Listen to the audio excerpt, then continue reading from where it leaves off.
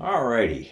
I think this morning, while Joe's still pretty fresh in my mind, I'm going to share another experience I had with that young man going through pilot training. Little did I know at the time in 1976 that he would provide so much material for me, but be that as it may. So I'm in the flight room one day, probably in the flight commander's office, and Gary Kopecky walks in. And Gary Kopecky was the chief of Stanaval, or Stanaval pilot at the time.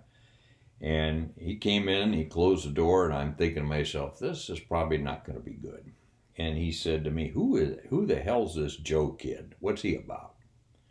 Well, Gary and Joe had been out flying on a low level mission. And I didn't lend any thought to it. I said, well, Joe's a good kid. I said, he works hard, and I said, he's doing pretty well.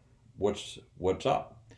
He says, well, he says, he was having a hell of a great ride. And then when we got to the target, he said he just took it upon himself to do an aileron roll going over the target. Now that, in those days, was a clear flying violation.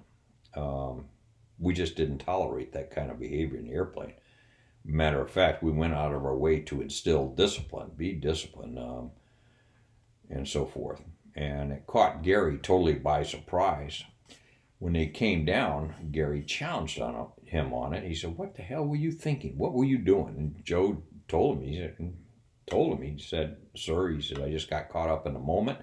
He says, "We're only a couple of weeks from graduation." He said, and just feeling euphoric about the low-level mission and hitting the target. And he said, "I just got carried away." And Kopecky said, "Well, listen," he says, "I don't know what's going to happen." He says, "I don't know if somebody saw us shining our ass out there or what." And he says, "I don't know if I can let you get away with this or not." So he told me the story of what happened. And then he said, "Bob," he says, "I'm going to go down to the soft desk, the supervisor flying, hang out just to see if there's any calls that come in." And he says, "Then we'll go from there." So Gary heads out, and I called Joe in, and I said, "Hey, Joe," I said, "have a seat." I said, "Tell me about what happened with your on the ride with Captain Kopecky." And Joe told me essentially the same story. He didn't try to make any excuses for it. He said, "Sir, I just got caught up in the moment." He says, "I just was having a great time." And he said, "Just seemed like the thing to do to roll the aircraft." And I said, "Well, Joe," I said, "we just don't do those kind of things." And he said, "I know, sir. I know." And he was sincerely remorseful. I could see that. But I said to him, "Joe," I said, "here's what the deal is." I said, "Kopecky's on his way down to the soft desk, or he's already there." And I said, "He's going to hang out there for a little bit to see if there's any calls come in." I said, "If he gets a call come in, somebody reporting him, he's not going to have any choice but to recommend you for elimination. It's that serious." Well, you could just see the color in Joe's face drop. He realized what he had done and so forth. And it's kind of a sickening feeling. I've had a moment like that too. But at any rate, um, I said, "Okay, I want you to go in, get your things off your desk, and go back to your BOQ room and just sit there and wait, and I'll let you know what what's decided." So Joe did, and he went back up to the BOQ room, to his bachelor officer quarters room. So Gary comes down a couple minutes later. He didn't spend a whole half hour down there or whatever, and we sat down, had a cup of coffee, and I said, "Gary," I said, "he's a good kid." I said, "He screwed up.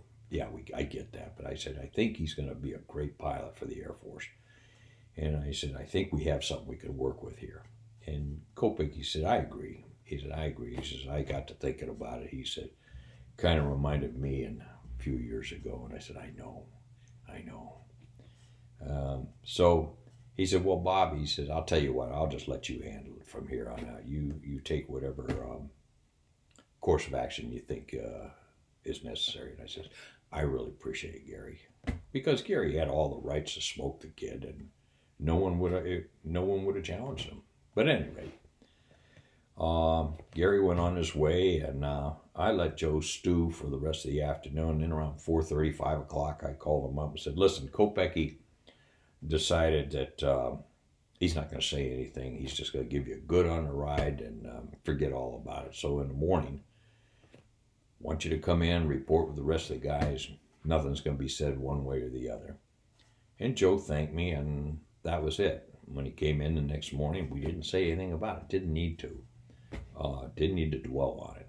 I don't think anything was ever said about that ride until we caught up with ourselves many years later and began laughing about it. I have a couple more stories about Joe I want to share with you.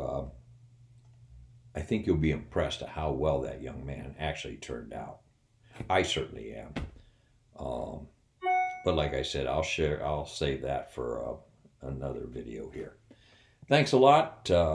Good to see everyone, and we'll talk to you soon.